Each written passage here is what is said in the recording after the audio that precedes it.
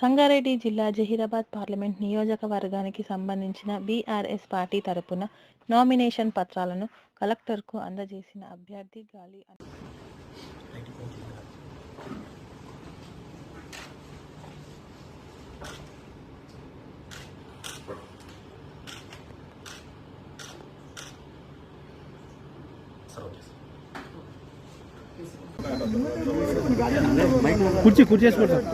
కుర్చీ సార్ రావాలని కోరుకున్నాం కానీ ఇటువంటి మార్పు వస్తుందని మేము అనుకోలేదని ప్రజలు అనుకుంటాం.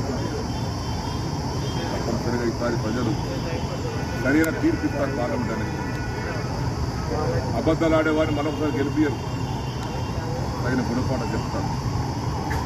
ఇక బీజేపీ ఉంది, జాతీయ స్థాయి పార్టీ, నరేంద్ర మోదీ గారు వారైతీగా మాట్లాడుతూ ఉంటే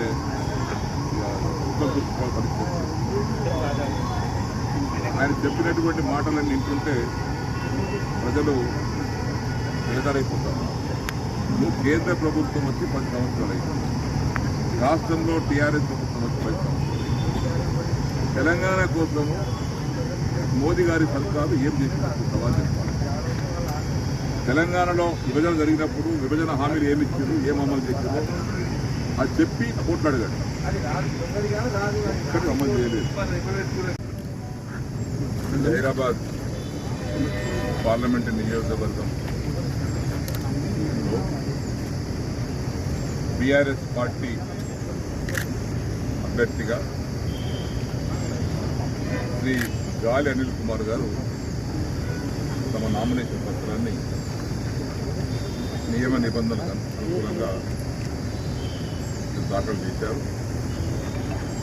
వాటితో పాటు కూడా మేము రావడం జరిగింది. ఈరోజు నామినేషన్ పత్రం దాఖలు చేసిన తర్వాత జరగబోయే ఎన్నికల ప్రచార కార్యక్రమం పార్లమెంట్ నియోజకవర్గ వ్యాప్తంగా కొనసాగుతుంది.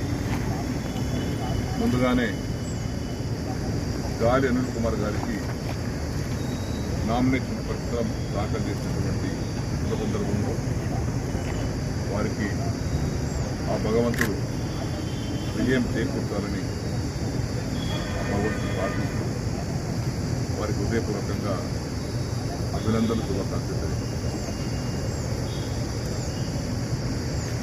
ఈరోజు రాష్ట్రంలో 17 పార్లమెంట్ నియోజకవర్గాలకు మే 13 తారీఖున ఎన్నికలు జరగబోతున్నాయి.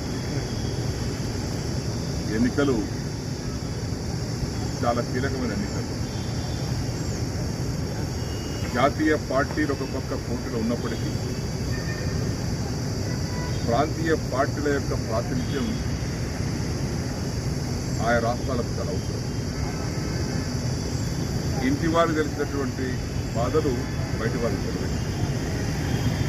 కాబట్టి ప్రాంతీయ పార్టీగా కేసీఆర్ గారి నాయకత్వంలో టీఆర్ఎస్ పార్టీగా ఆవిర్భవించి టీఆర్ఎస్ పార్టీకి ఈరోజు ఉన్న పార్టీకి తెలంగాణ ప్రజల యొక్క ఆకాంక్షలు, తెలంగాణ ప్రజల యొక్క ఆశలు, తెలంగాణ ప్రజల యొక్క కోరికలు, తెలంగాణ ప్రాంత అభివృద్ధి ఏంటి అనేది కేసీఆర్ గారికి టీఆర్ఎస్ పార్టీ నాయకులు చెప్తున్న సమాచారం ఇతర పార్టీ తెలుస్తుంది. ఇష్టమచ్చిగా మాట్లాడుతుంటారు. ఎన్నికలప్పుడు ఓట్ల కోసం మన అసెంబ్లీ ఎలక్షన్ మాట్లాడారు. అదేం మాట్లాడారు అనేది ఇప్పుడు తెలంగాణ ప్రజలందరికీ ఓడైపోతాం. ఓట్ల కోసం ప్రజలను వంచి మోసం